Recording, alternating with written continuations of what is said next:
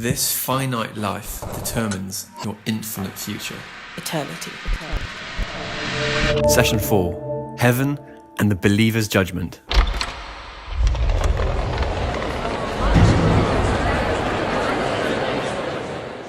It is time for you, selfish, to be called to the stand. Selfish, please rise. Welcome, selfish. Lord, Jesus. You recognize some of the citizens here. You wish to speak to them. Yeah, how did you, of course you know. I knew some of them on earth. May I speak with them? You may. They desire to speak to you too. Selfish, my friend. Social, is that you? Yes, at least I was once known as Social, before Jesus gave me a new name. Now I'm called Content. Oh, it's good to see you. This place is as though your soul has finally arrived home. You'll be overwhelmed at its beauty, not just with your eyes, but with your inner satisfaction. I can't quite explain it in words, but soon you will know yourself. In light of it all, I just wish I'd lived a better life for God when I was on earth. What do you mean a better life? I mean, you ran a great restaurant. It helped the community. You supported fundraising campaigns. I did those things to gain recognition, acceptance. I knew it was good for custom, and the crazy thing is, I'd heard God's word when he said, give without expecting any return. Live for eternal rewards instead. Yeah, but what about all the money that you gave into the church? I did, but only in proportion to my own success. I feared that the business was going to fail. I gave out of guilt and compulsion, not compassion, which now I'm here feels even more foolish.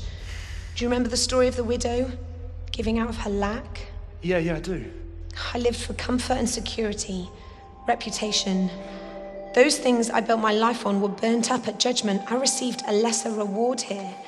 Though his love and goodness still overwhelms me, what you receive here is more than we all deserve.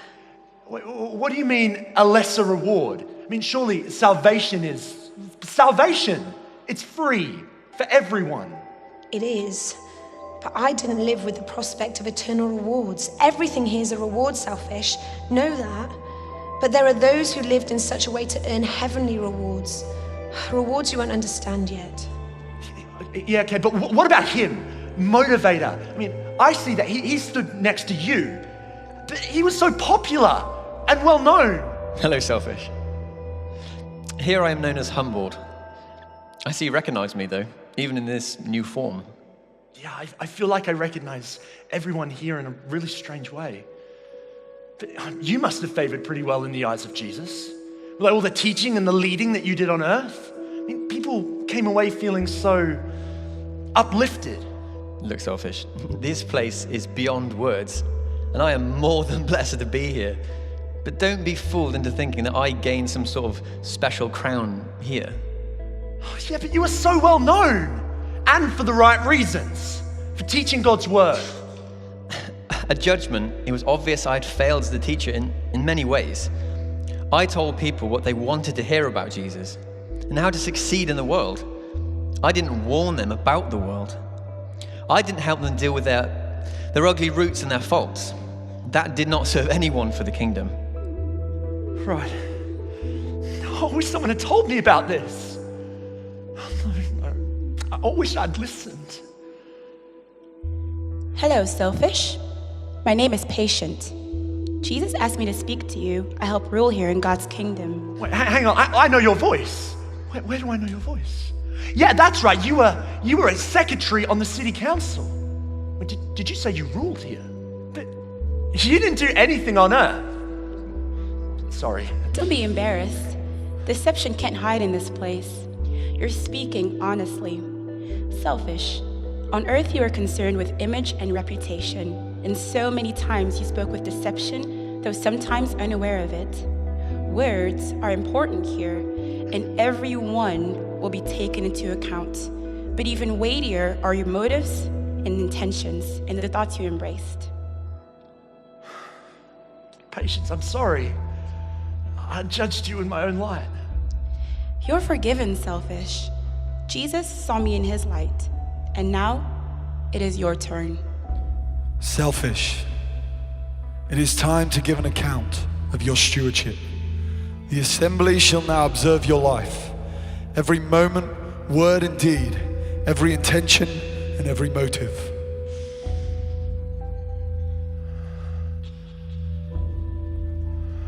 Selfish. I've longed for this moment to welcome you home. You were a ruler of my precious people on earth, in your city. Much responsibility was given to you. Jesus, thank you. How many lives do you think you influenced for me in your life, Selfish? I don't know. I mean, I was mayor. I gave to the church. I helped the community. The book of life says 26. 26? Surely there must have been more than that. I was mayor. Surely I influenced more people than that. You must remember that the influence that endures the judgment seat is in accordance with my ways, eternal, kingdom ways. The book of life reveals that patience influenced 5,007 people. What? But I was the mayor. She was just the secretary. How can this be? Even humbled influenced more lives than you. And even then, very little of his influence extended into this realm. You did give, you did serve, but often out of guilt. And when you gave or served to maintain or repair your reputation, you had already received your reward in full. The 5,007, how is that even possible? The ripple effects of patience, actions, and service, her giving and reaching for my glory, stretched far beyond what she could have ever realized. Every person beyond the people that she influenced credited to her. Every person beyond her offerings credited to her. Jesus, my Lord, I deserve to be punished.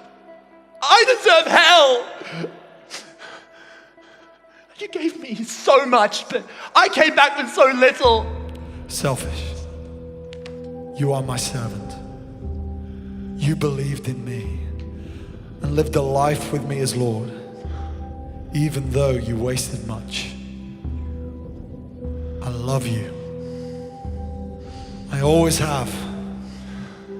And now I welcome you into my kingdom for eternity. Thank you. Anything that you give me is so much more than I deserve. Thank you.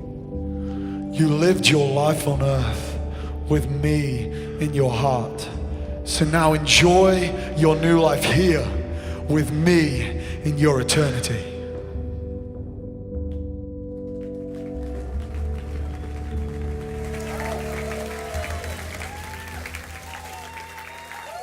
Guys, welcome to this next session of The Cave. It's been an emotional journey so far. I've already wept a number of times, and I don't think it's over yet. But I got the blessing of being distributed by Pastor G to talk about the Believers Judgement, okay? And before we get into this, and yes, I have a prop, because if you know me, you know, this is how I work. This is how my mind works. This is what God's given me. So we'll get to that later. But one of the things that I just want to tell you about, before we get started into this message, I just want to tell you a little bit about a recent experience I had when I went to the US Embassy in London. And a lot of you may know I am trying to get a visa right now to go to the States. And President Trump is not a huge fan of this new embassy. I don't know if you've heard that, but he doesn't like it, and neither do I. Because I went there just recently, Rose and I went, and we were looking to get a visa to head to the United States. And we went, and I was kind of classically British in posture. Went polite, waited my turn in the queue. And if you've never been to get a visa, which we're in Freedom Church, there's a lot of us that have gone on the visa journey, and now I know some of the pain of that. is what happens is it's almost like a departure lounge. So there's like people everywhere, and it's kind of like there's, folding seats, and you're all waiting. And then there's like a post office, what they call like people booths at the front, and you get called up and go to your number and have the interview there. I was kind of imagining like the Hollywood films. There's a room, you sit at the table. It was nothing like that. So I had kind of one thing in mind, but it was totally different to my expectation when Rose and I arrived in the lift. And then we went up and had our documents prepared, and we started getting questions from the very friendly lady at the US Embassy. And she was like tapping away on a computer. So she did a lot of looking at us, asking us questions, and I just answer the question and, do whatever I can, and then just spend a lot of time quiet, just waiting for that green stamp to come. And then she disappeared for about 5 minutes. Then she came back, asked me a couple more questions, did a lot more typing than talking, just furiously typing. And I was thinking, maybe this is just a process, just answer the lady's questions. Anyway, she then denied me my visa. She denied us our visa and said, you failed your appointment. You failed, you don't meet the criteria. And I was like, well, the reason you've just given me that we failed, I've got a document right here that I haven't given you. She's like, you failed, you'll have to apply again. I was like, can you not just read the letter? I've come all the way from Herefordshire. It's a long way away. And we've paid a lot of money to get this appointment. Could you just at least read the document? You have failed your appointment. You'll have to apply again. And I couldn't believe it. And we went away thinking, what happened? I went and spoke to some of the staff there and said, look, this wasn't right. What happened? I didn't even get a chance to kind of explain myself clearly. And then I rang the helpline and spoke to them. And what they said to me was that I should have gone and made my case for my visa. But I went in with the expectation that I just need to answer the questions that were given to me. And my expectation didn't meet what was going to happen. And so I went in ill-prepared. And do you know what, guys? This cave 2018 is a gift. It is a gift to you, church. I'm telling you, because you are going to go in to that judgment room prepared. Because almost all of our characters so far, they've come in and they didn't know what to expect. They came ill-prepared. They made wrong assumptions. And for some of them, they got a denial. Because what they had in mind, they didn't go prepared for. But this is a gift, church, because we've come to prepare you to say whatever day comes. And we saw that ticking clock yesterday. All of us are on a clock. All of us every second of every day are getting closer to our own finish. That's our reality. And a lot of us live in denial of that. And I think it's one of those things as well, is that when we don't understand it, we don't want to think about it. Because, it's too mind-boggling. It's too difficult to understand. So just disconnect. Just don't go there.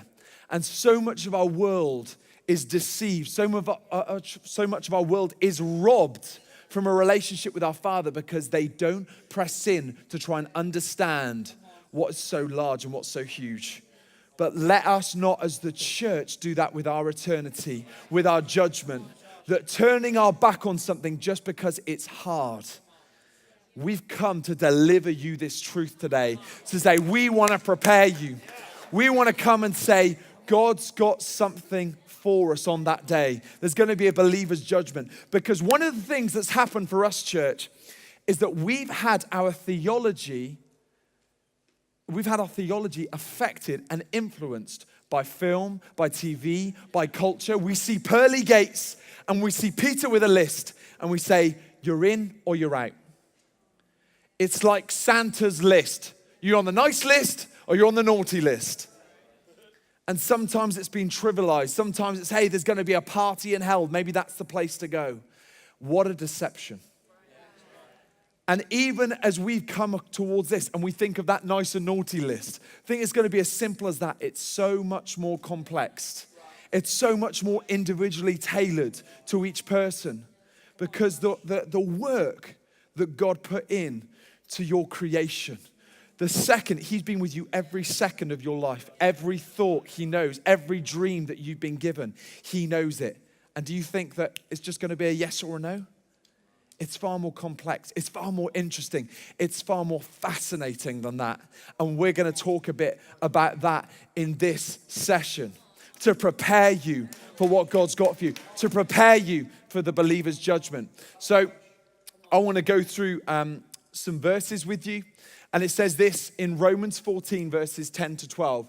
You then, why do you judge your brother or sister? And what this is talking about, the word that Paul writes for brother or sister, it's talking about a believer. It's talking about a believer. It's not to the non-Christians. This is to the Christians. Saying, why do you judge your fellow Christian? Or why do you treat them with contempt? For we will all stand before God's judgment seat. You may have come into this cave before seeing any of this stuff about eternity and judgment and thought, I didn't realize that there was going to be a judgment for me.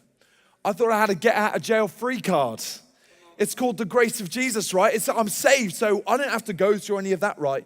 No, this is to the believers. You'll go before God's judgment seat.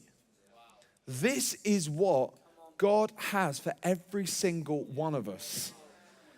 And so we need to understand, what does this judgment entail? What will we be judged on? Because this is important stuff, right? I read this book, it was over the last year, and God rocked my world for it. And as I started dwelling on eternity and started contemplating judgment, it started changing the way I live my life.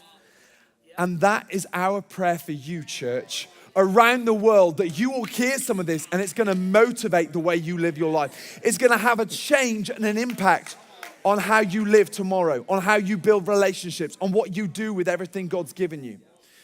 And we're going to skip forward for that.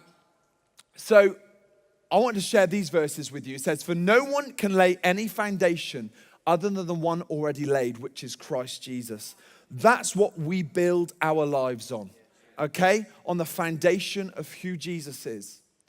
If anyone builds on this foundation using gold, silver, costly stones, wood, hay, or straw, their work will be shown for what it is, because the day will bring it to light. It will be revealed with fire, and the fire will test the quality of each person's work. If what is being built survives, the builder will receive a reward. If it is burned up, the builder will suffer loss, but yet will be saved, even though only as one escaping through the flames. So this talks about what we have, what we build in our life, it's going to be tested. And you know the whole kind of parable of the wise builder, right? And he builds his house. The context of that in Matthew 7, it's all about eternity. We miss that because we take the two verses out of context and we learn about it in Sunday school and Freedom Kids, and we might not realize that actually it's not just about life here on earth. It's about the life that we're building that's going to last eternally. And when it comes to judgment, because we think that's just trials, the storms that come, it's actually representing the judgment that comes. Will it stand the test? And so I've got my house here in a fire pit. Now, guys, this could get interesting, okay? Because we go through our life, and as we go through our life, we build a career. We pour our life into it. We work hard. It's our passion. It's our energy. It's our commitment. It's our focus. And it becomes what we build. And then it might be the home that we get for ourselves. And this home is what we pour our life into. It's what we spend our extra money on putting up that extension, on redoing that porch, on making sure we've got the best furnishings. And we end up, again, building it into our life. And the relationships that we build into, and the friendships that we have, and we pour into those people that make us feel good about ourselves, that we're there for them and they're there for us. And we put these things into our life. And I can imagine us at the judgment. And so, guys, what happens, right, is we come before the judgment and say, look, this is what I've built, God. And we saw that character, Selfish. And he said, look what I built. I was the mayor. Didn't you see the impact of what I did? Didn't you see? And Jesus at the judgment will come and test it.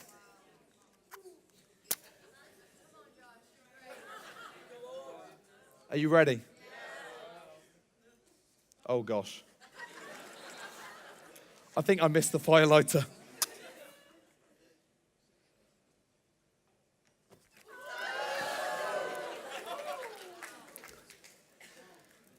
And it will be tested. And it will be burnt.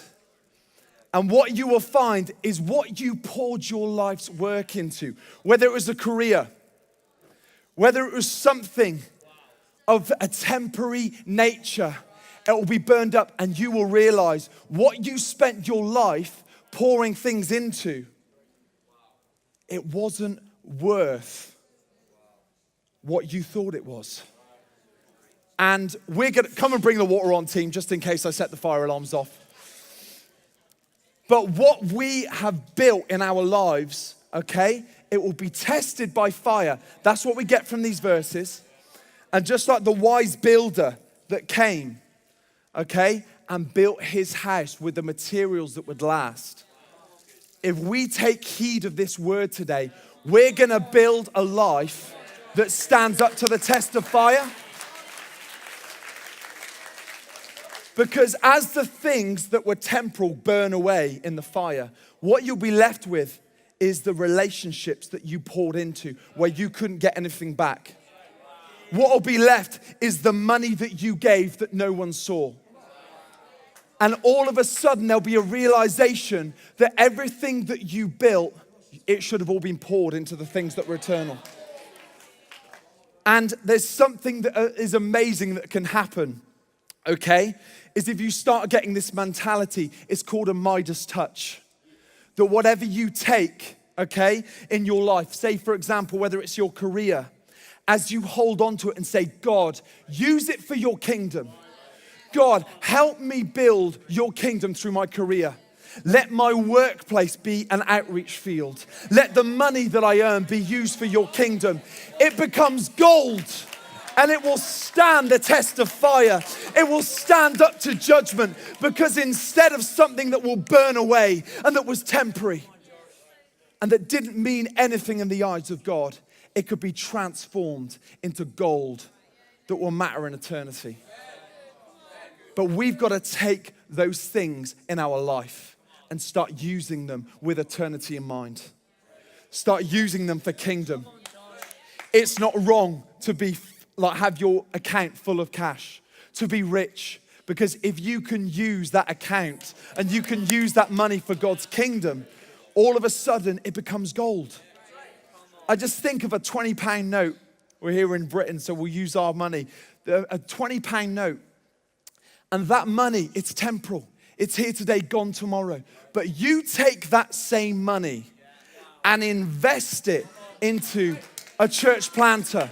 You invest it into George, who's building our church in Kigali. You invest it in someone like Sochit and Kim Lee in Baton Bang. These guys, they're not being paid.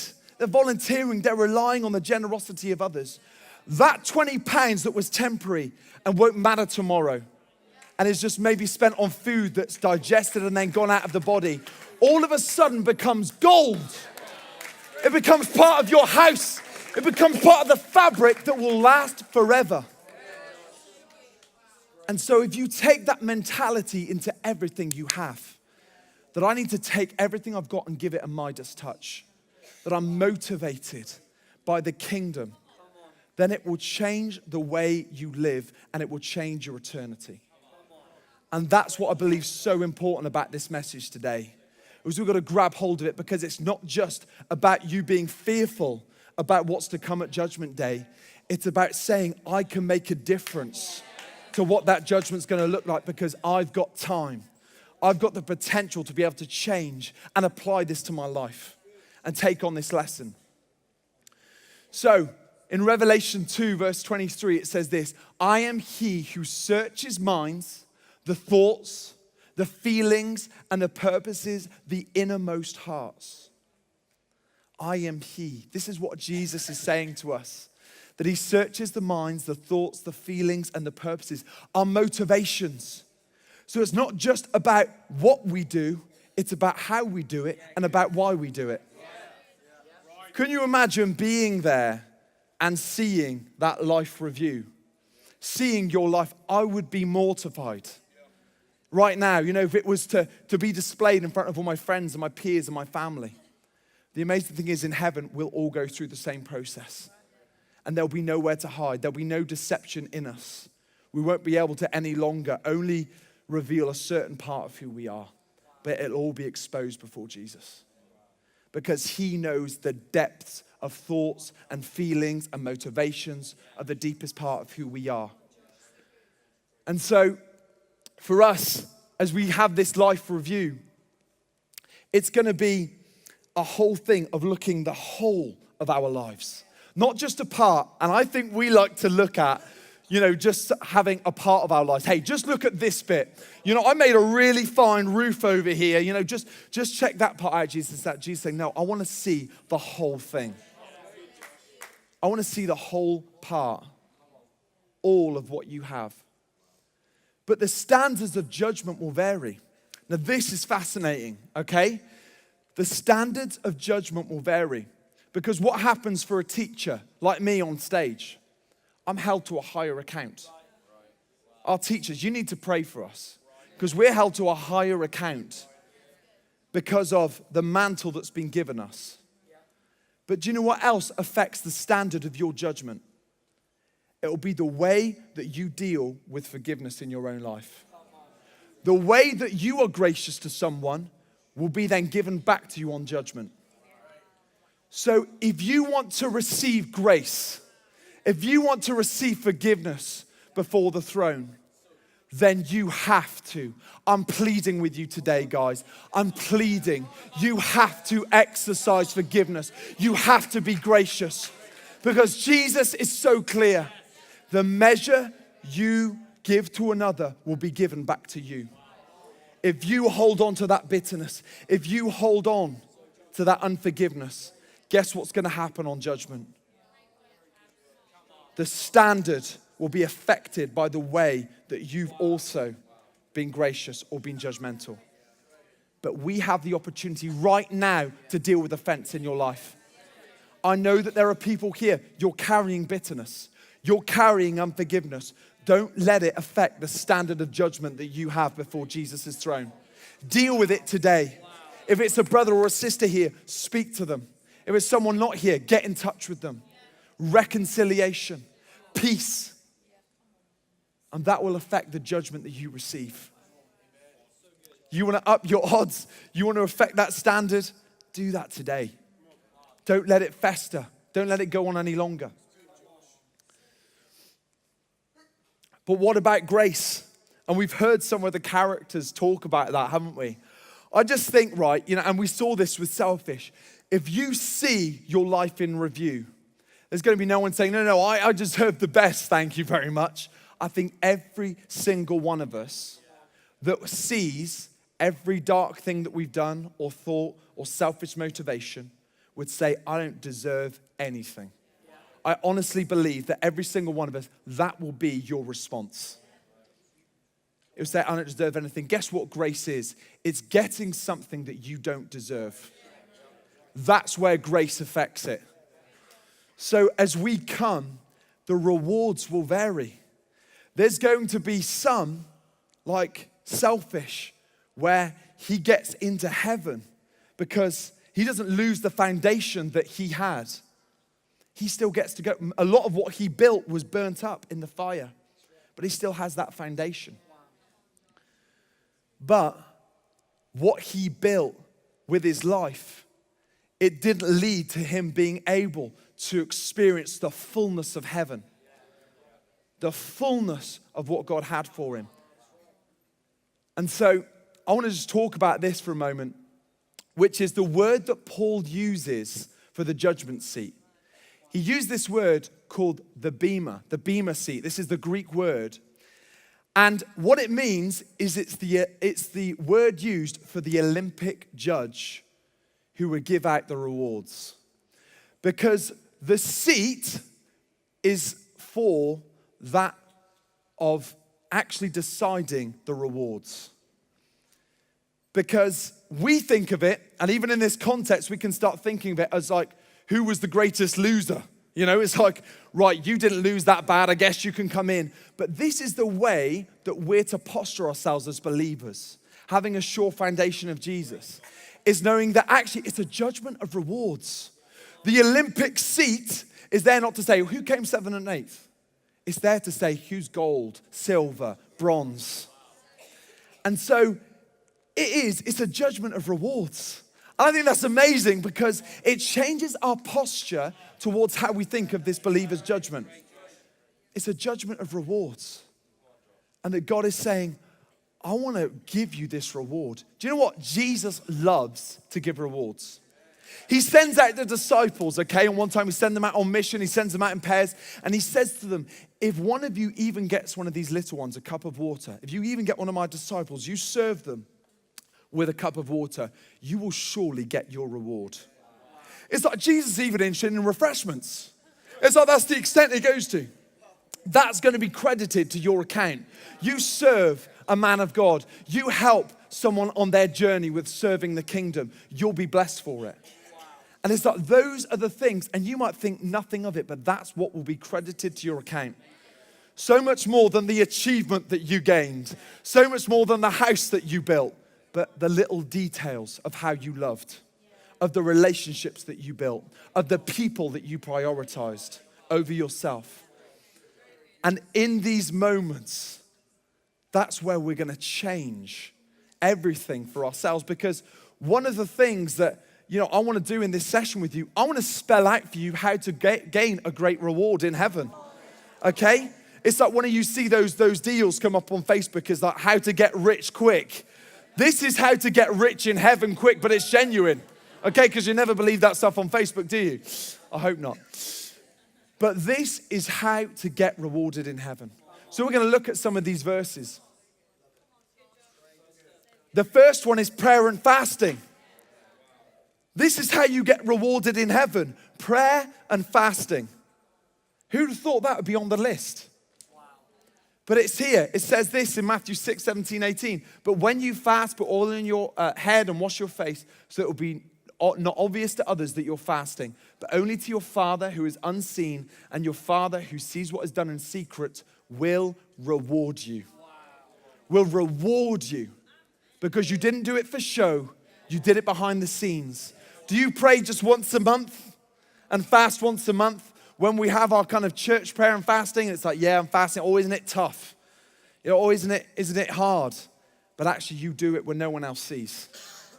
That is like putting an investment in your account every time. The next one, compassion for the vulnerable.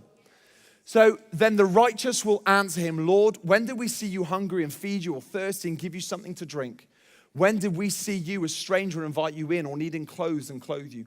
When did we see you sick or in prison and go to visit you? The king will reply, truly I tell you, whatever you did for one of the least of these brothers and sisters of mine, you did it for me. When we have compassion for the vulnerable, we get rewarded in heaven because it was like we did it for Christ himself. Wow. And so when you care for someone, you're crediting your account. Rose and I, when we went on this trip to London just recently, there was a homeless man who came towards us and he was asking for money. And we were in our car and my first instinct was to put my window up.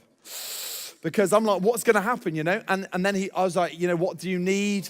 And he's like, oh, I need some money so I can get somewhere to stay the night.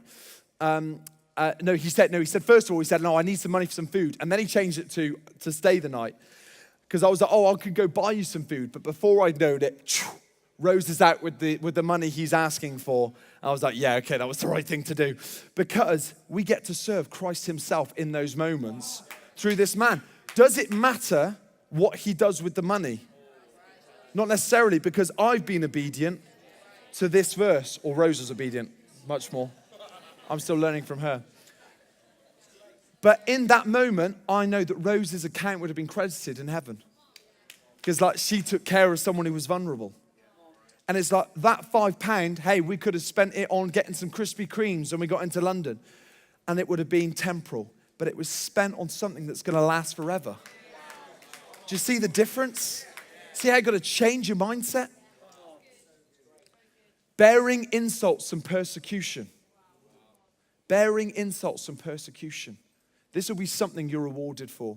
This is the promise in Luke 6:22-23. Blessed are you when people hate you, when they exclude you and insult you and reject your name as evil because of the Son of Man. Rejoice in that day and leap for joy, because great is your reward in heaven, for that is how their ancestors treated the prophets. Do you know, right, when someone wins the lottery, what do? They lose their mind. They pop open the champagne. They pour it out. They invite all their friends over. They have a party. They are exuberant. And it's temporal. It's nothing. I'm telling you, when you suffer rejection, when you suffer persecution, Freedom Church, for what you go through because of your faith, it's like you won the lottery in heaven. Because when you experience something like that, that's why Jesus is saying, you've got to change your mindset. Because all you're thinking is about your temporary suffering rather than the eternal reward that's coming. And guys, if you just had 1 day to represent 1,000 years in eternity, if that's the way you lived, it still wouldn't be enough to represent what it's like. That's how much it's going to impact. If you just lived 1 day like this to impact 1,000 years in eternity, it still doesn't reach the measure of how eternity is going to work. So just imagine how much more richly you are going to gain and be rewarded when you endure through persecution. So I want to speak to our young people here, because this has been one of the toughest places, okay? When you're a young person and you can get trial, you can get judgment, you can get people who are difficult towards you. I'm telling you, you will be rewarded in heaven when you endure through those things. God will bless you.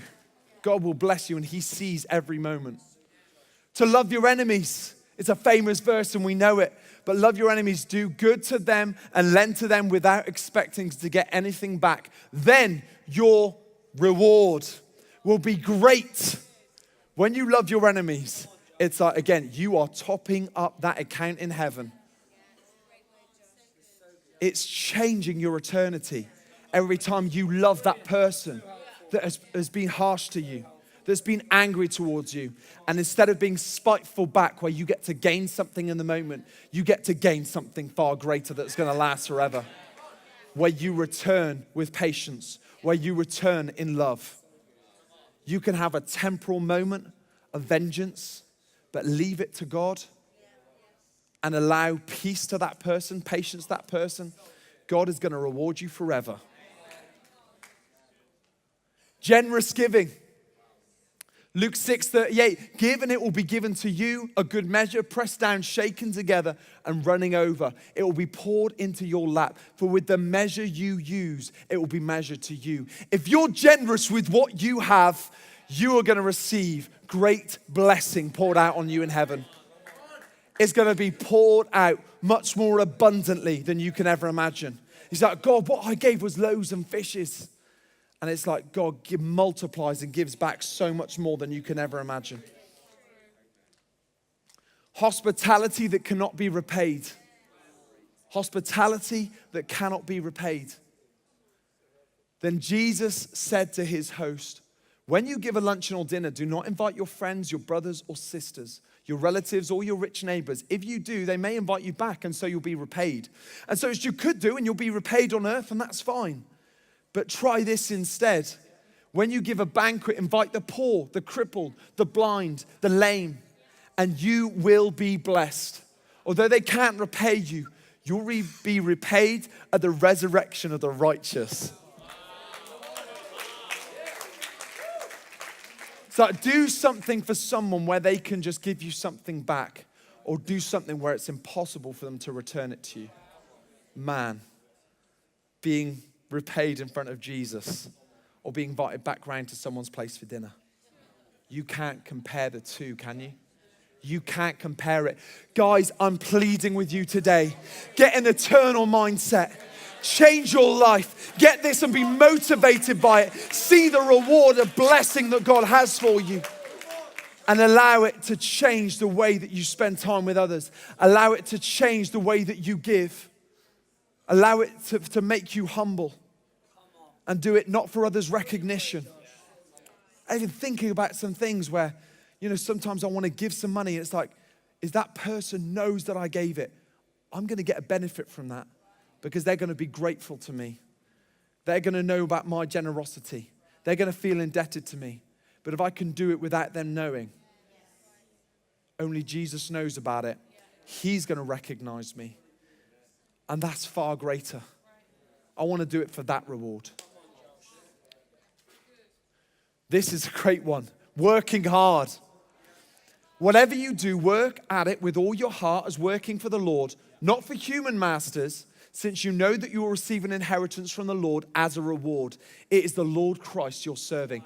That means every person that's got a job, when you work diligently and you don't go back onto your phone and you put in the hours that you're required to you, it's like you're doing it for Jesus and you will be credited in heaven for the way that you worked. Oh, well, I can't work for the kingdom. I can't go off and do this church planting. Next time you go into Subway, work your heart out on that shift and you'll be rewarded for it in heaven. That's what God's saying. That's the promise of his reward. Some of us think we're only going to get to the rewards when we get to completely live all of our lives for God and we get to, work full time for the kingdom. You're being deceived. And you're missing every day an opportunity to get an eternal reward because you're neglecting the work that's in front of you. And I've done this. I've done this in my own life. But God is shifting our perspectives, church. Faithfulness to the truth. 2 John 1, 7-8. I say this because many deceivers who do not acknowledge Jesus as coming in the flesh have gone out into the world. Any such person is the deceiver and the antichrist. Watch out that you do not lose what we have worked for, but that you may be rewarded fully. If you hold on, church, if you hold on to the truth that you've been given, you will be rewarded. When the test comes, when the trial comes, when the deception comes, when the naysayers comes, when the false teaching comes in your ear, if you hold fast to the truth, God will say you're going to be rewarded. You will be blessed. You'll be honored in front of all of heaven because you held on to the truth of Jesus. So you've got to hold on despite the trial, despite the storm. Don't walk away. Hold on to his truth and you will receive your reward in full.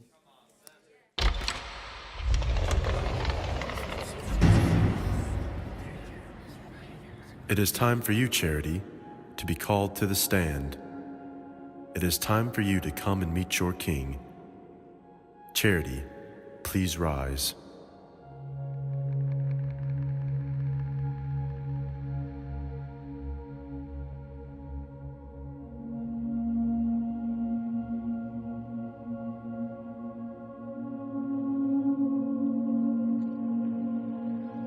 They bow to me.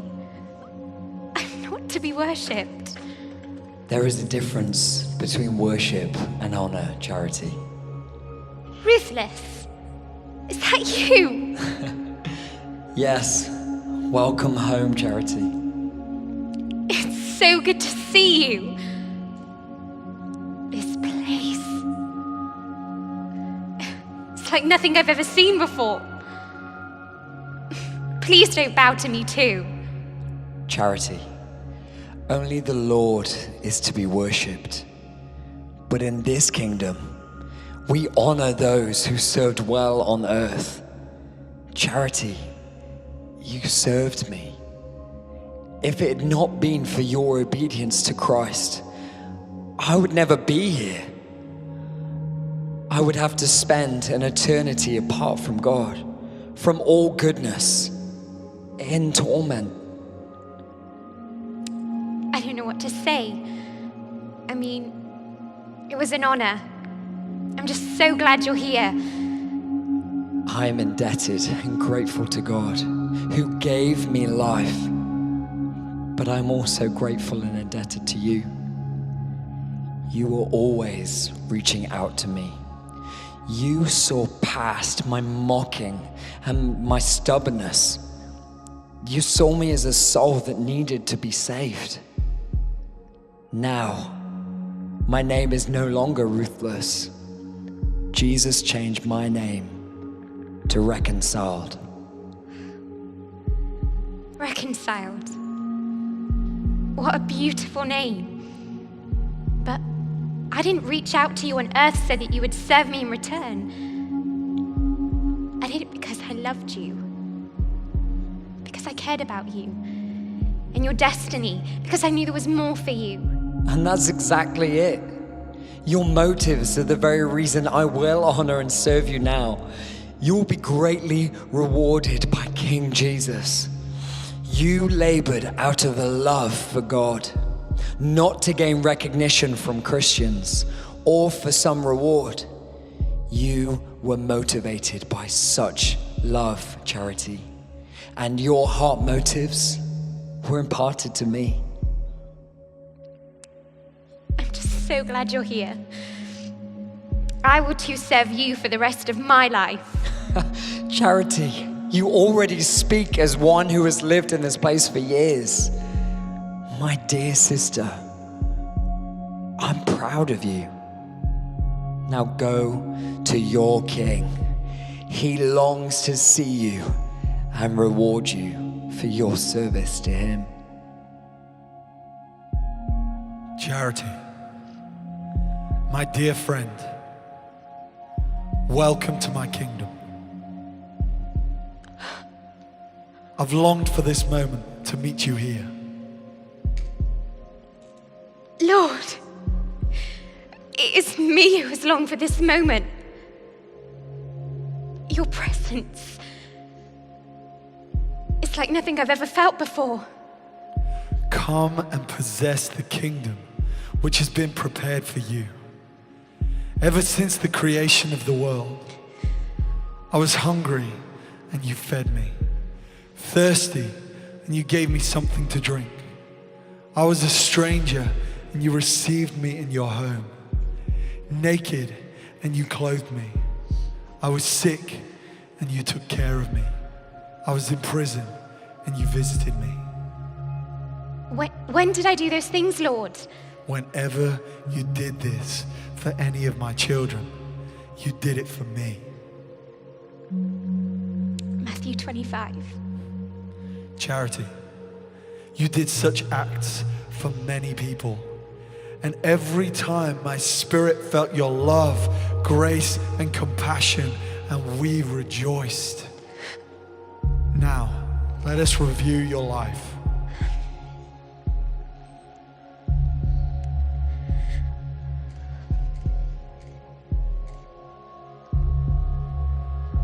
You gave money without boasting of your generosity.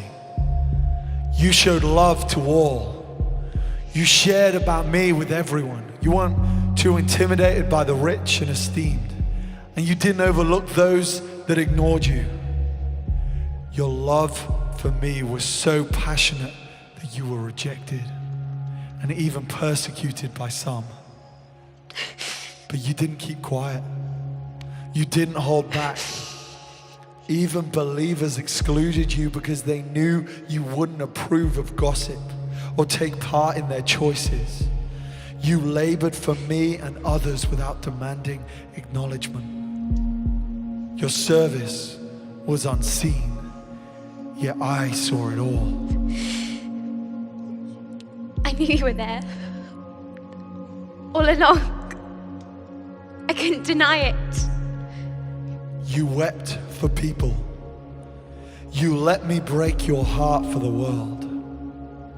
Yes, there were moments you wasted. Yes, you were not perfect. but you felt remorse in moments of sin and sought forgiveness almost immediately every time.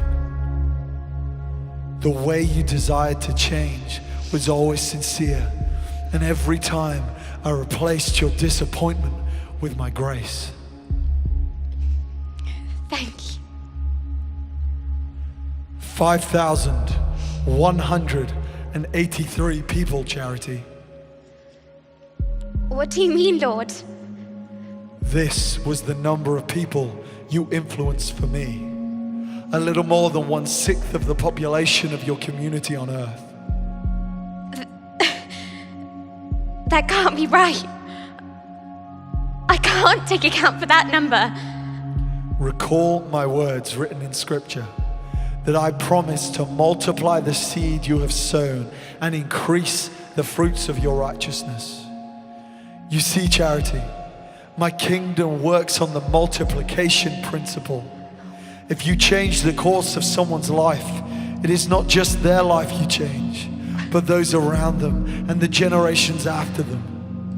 One pebble touches the water and the ripples can go on and on until they reach shores that the pebble itself cannot even see. And those waves still continue on earth right now and into eternity. I never thought of it like that. It never even crossed my mind. You led many people into my kingdom to know me. But even those conversations you had that you thought went nowhere, they went somewhere, Charity. Some of those forgotten seeds you planted grew into something beautiful. And even though you never saw their leaves and their fruit, I did. I see them right now. Many do not obey in the small matters because they saw them as insignificant. Yet most often, it is the seemingly insignificant matters that produce the greatest harvest in this kingdom. The key was your obedience, no matter the circumstances.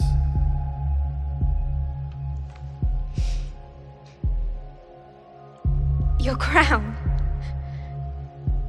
It's beautiful. This is not my crown. It is yours. Well done. You are a trustworthy servant and a true daughter. You have been faithful with the little I entrusted to you. You shall no longer be called Charity, for I give you a new name. You shall be called Cherished Overcomer. For did I not foretell all the citizens of earth? To him who overcomes and does my will to the end, I will give authority over the districts and nations. He will rule them with an iron scepter, just as I have received authority from my Father. Cherished overcomer, look, behold your family.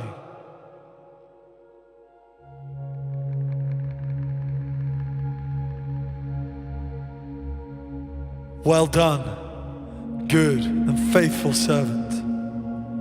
Enter into the joy of your Lord.